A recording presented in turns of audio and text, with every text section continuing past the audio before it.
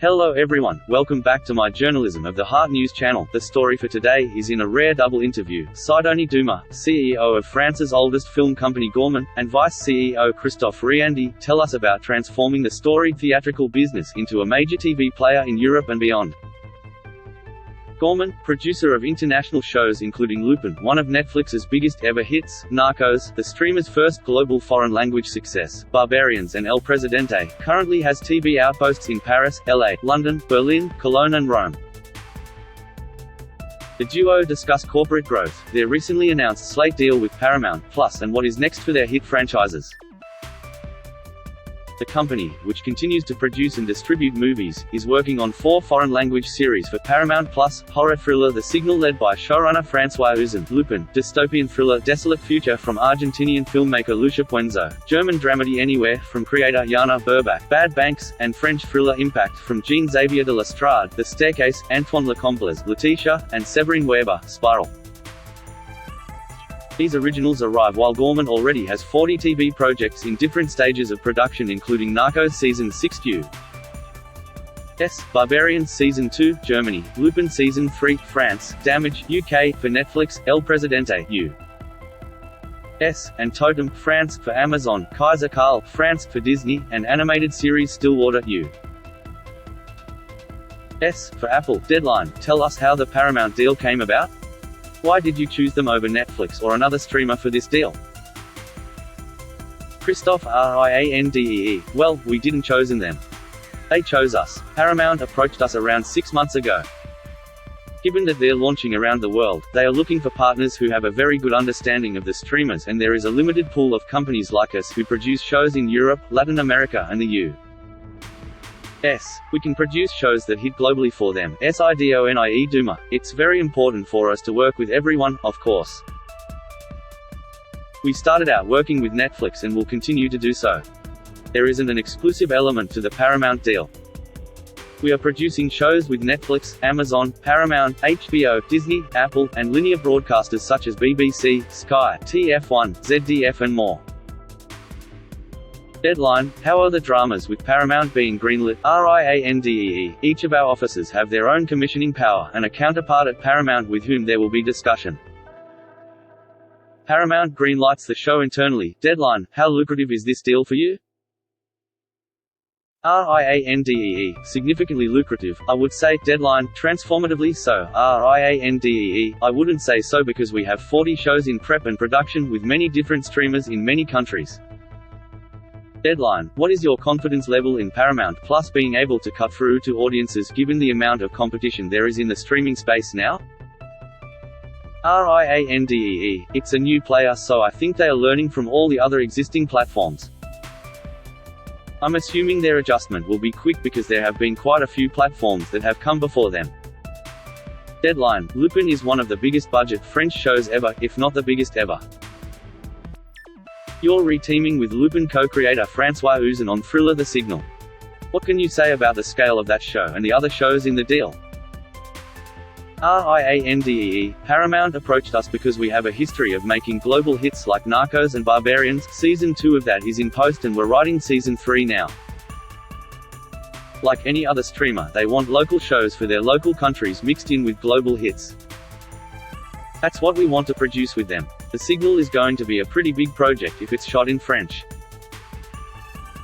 There's still a conversation about whether to make it in French or English because the story takes place on an island. It will be big because there are a lot of effects, set pieces, monsters etc. Deadline, I noticed that the slate leans into horror and thrillers but doesn't have a comedy. After the success of Call My Agent, are you on the lookout for more French TV comedies? Riandee. Like so many others, we want to produce lighter shows and lighter movies, for sure, because that's the big trend of the market nowadays after 2 years of lockdown. We're doing a lot of comedies on the theatrical side in France and we are aiming to do more comedies on the TV side. That was not the trend 4 or 5 years ago in the market, but nowadays everyone wants comedy, so we're working on it. Deadline, filming is ongoing on the next season of Lupin. How returnable is the show and could we see spin-offs? Riandee. There are spin-offs in the works but we can't say much about them. Once we finish part 3 we'll see how it goes and if we're going to move forward. Of course we'd welcome more, but Netflix will ultimately make that decision. Deadline, and how long can Narcos go on? Riandee, 6 seasons is already something to be proud of. We are in discussions because we want to keep moving forward, but no decision has been made so far. As producers we'd love to continue, but that decision will also be up to Netflix. Deadline, could we see Narcos spin-offs? Dumas, everything is possible given the big success it has had, but nothing is confirmed for the moment. Deadline, Gaumont is the world's oldest film company. The exhibition business was a major part of your lifeblood for decades. You pivoted away from that a few years ago to focus on TV and film production and to concentrate on making shows for the streamers. How much of Gaumont's business is weighted to TV today? Dumas, TV is becoming the most important side of the business. That's natural because we're only doing theatrical in France. Riandee, we have more countries working on TV. We will also be making movies for platforms and other companies, but we're not currently making theatrical movies in other markets. Dumas, we will maintain what we're doing in France, what we have been doing for nearly 130 years. We have a tradition that we want to maintain. Our transition was not about forgetting theatrical or traditional broadcasters. Riandee, we want to consolidate in the markets we have entered. Our size in the UK and in Germany could be a little bigger because we want to do more. We have many developments in place that are going to be announced in coming weeks and months. In the UK we're just starting drama series Damage for Netflix, and we have multiple developments in place and we're hiring people. Deadline, where does it make sense to open next? Dumas, Spain. It's not done, but it's the logical next step. We want to be methodical and we want a common level of expertise in all our territories.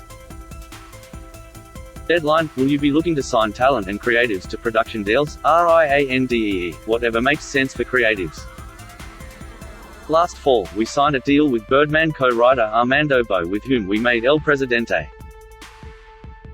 This is to develop series and films together. Deadline, Gaumont US had a bumpy ride some years back, including the acrimonious exit of former head Katie O'Connell-Marsh. How is it doing today? Riandee, it's doing well. We announced a reorganization last year so that all the Americas divisions would be housed under one roof and one leadership led by Nicholas Atlan, U.S. live action, Latin American content, animation etc. We're expanding and hiring people and want to do more in Latin America following the success of Narcos and El Presidente. Deadline, the company's overall balance sheet a couple of years ago was challenged. Your results up to December 2021 looked quite a bit better. What is the outlook? Riandee, our annual results were published recently. After 2 years of suffering because of COVID, movies cancelled, shows postponed, additional costs etc., our end of 2021 results showed positive PL.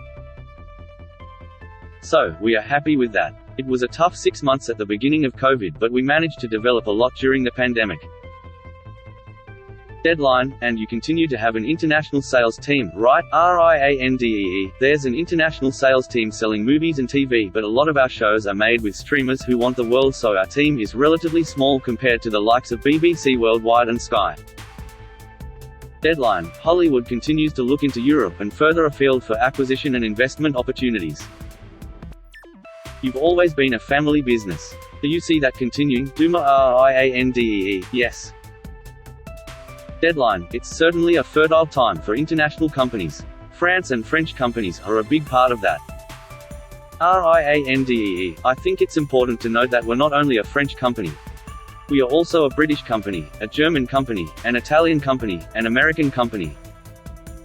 We have French roots, but we see ourselves more global than that. We are very proud to be French and we are big supporters of French talent, but we're also proud to have expanded in the rest of the world.